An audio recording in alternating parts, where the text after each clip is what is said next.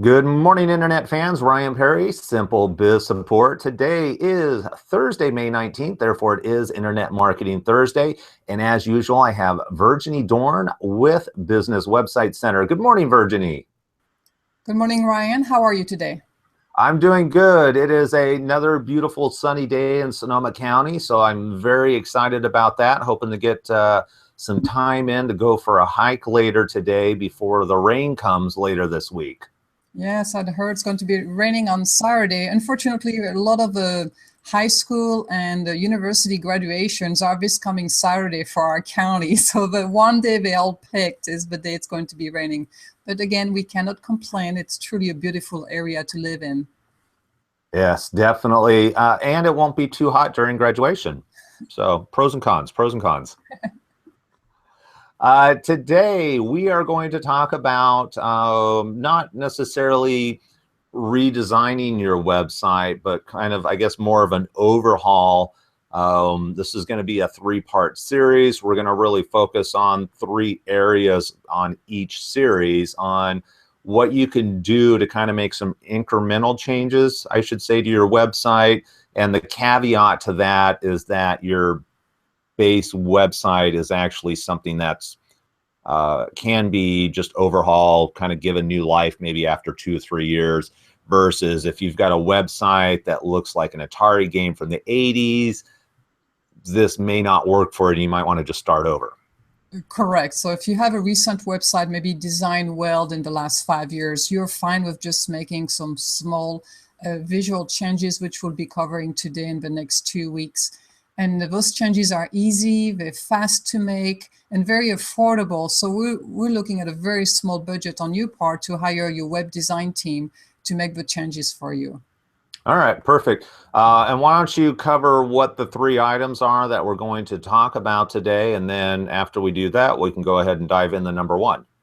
Correct. So this week we'll talk about color scheme, white space, and organization. So the overall feel of the website when someone first arrived there. And color scheme is extremely important. You and I have done numerous webinars on the power of colors and how each color can render a different feeling in your visitors when they see it. Of course, you have a color that is part of your brand and your logo, but that does not mean if your logo is blue, then you should have a blue website. It is possible to introduce more interesting colors that are different from your blue logo to make, again, your website more vibrant, more interested, and more modern. So start with picking colors, then create the right mood for what you're trying to accomplish. So again, there's different mood for different colors, and you can search Google for it. There's plenty of websites, including our own webinars, when discuss it. And but again, it all starts with what do you want people to feel when they first arrive to your homepage? Right, and then one of the things that you talked about is logo. Obviously, hopefully it's obvious that your logo, the colors that incorporated into your logo should have relevance to your color schemes that you actually use on the website. And I know Danielle Foster, Designs by Danny, when she creates new logo, she actually will give the client an option. I'm trying to remember what it's called. It's like a design Bible or something that not only tells the client what the different logos are, what their actual Pantone colors are for the logo, but it also will list complementary colors that you can use in design so that, if you're moving forward in something such as updating your website, redoing a brochure, the idea is you can just turn this document over to a graphic designer and they'll be like, okay, I know what font to use, I know what color to use, and I know what their complementary colors are so that there's consistency through all of their marketing material. Yes, so that process is very similar when you going to Home Depot and picking up new color palette for your house. You might be looking at the wall, maybe an accent wall, and have a slightly different color, and even the wood trim color. So you put them all together and you can see those sheets of paper you can get at the hardware store. Something similar can be done on your website. So again, a lot of companies that have established themselves years ago might have an old-fashioned color like hunter green and reflex blue. And this comes from the old time where printers only gave you 6 choices of colors for your business card. That was before digital printing. So you were stuck to one of those few colors. And again, some people with hunter green logo might think, oh, my whole website needs to be green, when in fact you could even bring some orange and yellow colors, and even blue and green work really well together. So you create a palette, and again, makes your website more interesting and more in line with the mood you're trying to create. If you want something vibrant or action oriented, of course you have the red and the yellow. If you want something softer, you can even go into the pastel color palette nowadays, because the computer screens have come a long way. I know a few years ago, we stayed away from pastel because they did not render well on the web. They just look washed out. They all look like a grayish kind of colors. Nowadays, it's not a problem. You can absolutely have pastel color palette on your website and look just breathtaking and beautiful. All right, very nice. And then, the other thing you got to be careful of is when you're using color on a website is making sure that there is enough contrast between your text. I've seen a number of websites that they use, very nice color palette, but there's just not enough contrast there. And I think white lettering is one of the worst converting colors to use. I just learned that this weekend at a marketing conference. People that have big budgets that study this on a regular basis say that white letters with a colored background don't convert well. And I think it has to do with readability a lot of times. Oh, absolutely. I hate website. I shouldn't say hate, but I really dislike website where the most of the text is white. Now, I find it acceptable if it's just a simple title against a bold color background. That's okay, like a button, a call to action, and it kind of stands out. But if you're talking sentences and paragraph, no, definitely stay away from white lettering. Stay with something a little bit lighter background with darker color font.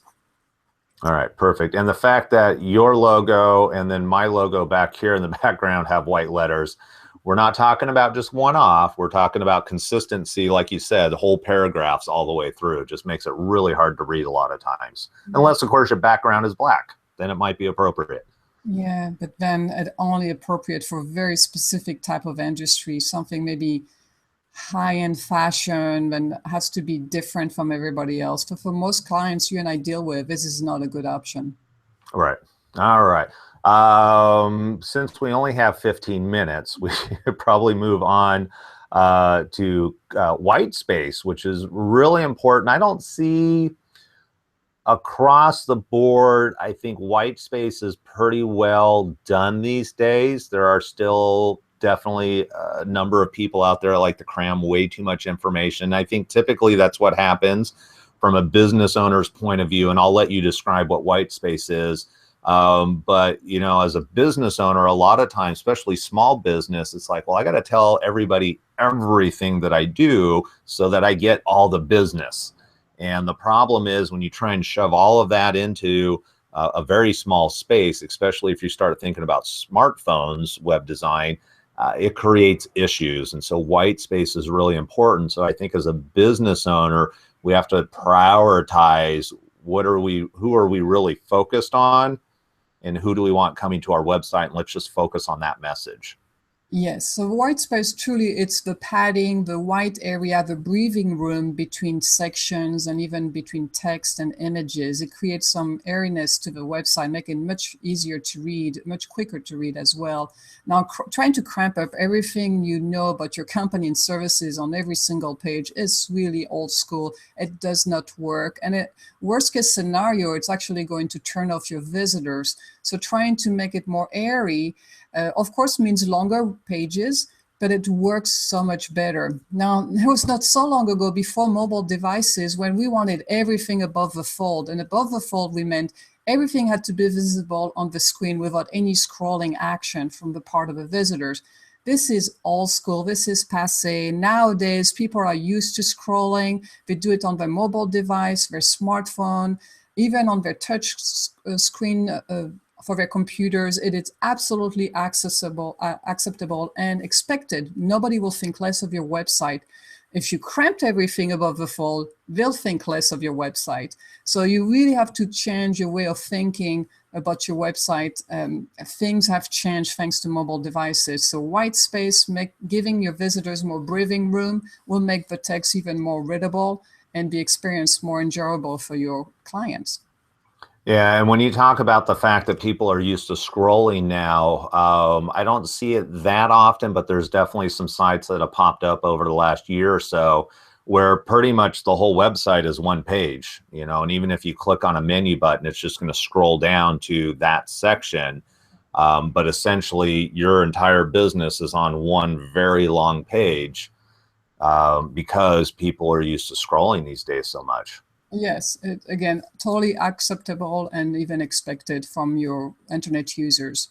Now, because we are running out of time, the third section is organization, is how do you organize your sitemap, your sections, your paragraphs. So it has that organizational feel. It has to look efficient, and like you put some thought process into putting together your pages.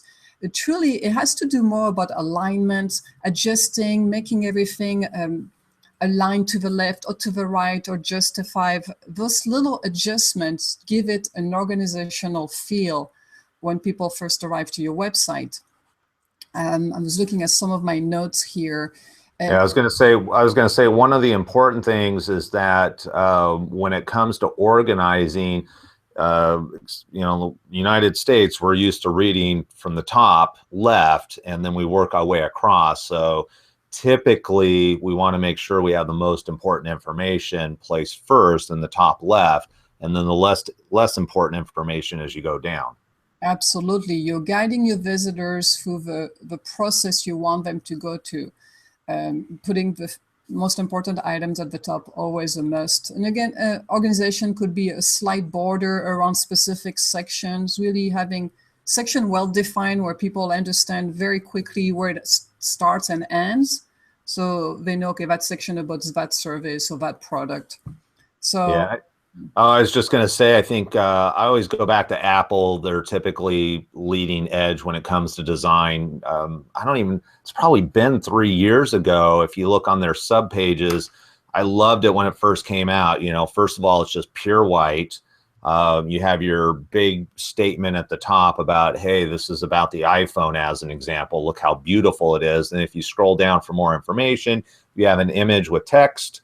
Then you have an image on the opposite side with text on the opposite side. And then as you scroll down, you have another image, but they bounce it back left and right.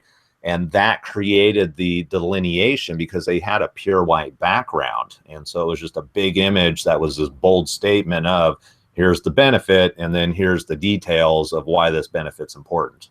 yes, it's a very good example. Again, visually, it seems organized. Now, the text might not be organized, but visually, it gives that sensation to your visitors. Yeah, perfect. All right. Is there anything? No, Well, we're going to talk about some. I was just looking at next week because I know we're going to be talking about font buttons, call to action. Call to actions is a big one for me. I think, I don't know, probably 95% of the websites out there for small business owners lack a call to action, and it's really not that difficult. And if it can, having a call to action can increase your conversion, making a phone call, getting a email, whatever it is, just by 20%, what would that do for your business? So I'm excited to talk about that next week. Any last thoughts on today's show, though, to wrap it up? no, again, all those tips we're giving you, they're not brain surgery. They all make sense when you watch us. You just have to get them down. They require a very small budget from your web designer. Of course, if you're getting a big quote for this type of changes, just give us a call at Business Website Center. We'll be able to help you. But yes, easy changes, and they can make a huge difference in your conversion rate. Yeah. And one of the nice things is if you're a small business owner, maybe you don't have a big budget, so you kind of break things up. One of my big things always talk to my clients is incremental change. If we can make incremental change, I just read an article about a guy, and he committed to reading or practicing. It happened to be French. He wanted to learn French, and so he committed every day to read at least one page. And I don't, whatever the book was, he would read one page. If he had more time, he would spend more time on it. But his commitment to himself was one day I'm going to spend at least 5 minutes and just work on this one thing until he got it. And then he would move on to the next one. And I think in like a year he could do conversational French. Wow. So just those incremental. A lot of times we feel we have to go from A to Z right now, and that then we never get anything done. Versus if we just did incremental stuff, it might go, wow, we got, it's going to take us a year, but look, it actually gets done versus getting overwhelmed and we just shut down and don't do anything. I agree. All right, glad you agree. I appreciate that. That is it for today's show. Again, next week we're going to be talking about the same thing, some simple design tips to take your website, bring it up to date. We're going to be specifically talking about fonts, buttons. Anybody using buy buttons, buy now, there's a specific color that converts better than all other colors. That's really important. And then also call to actions. Virginie, as always, I appreciate the time and energy, and we will see you next week on the same computer, same screen, at the same time. Yes, and have a great weekend, everybody. All right, that's it for today's show. We will see you next week. Take care, everybody.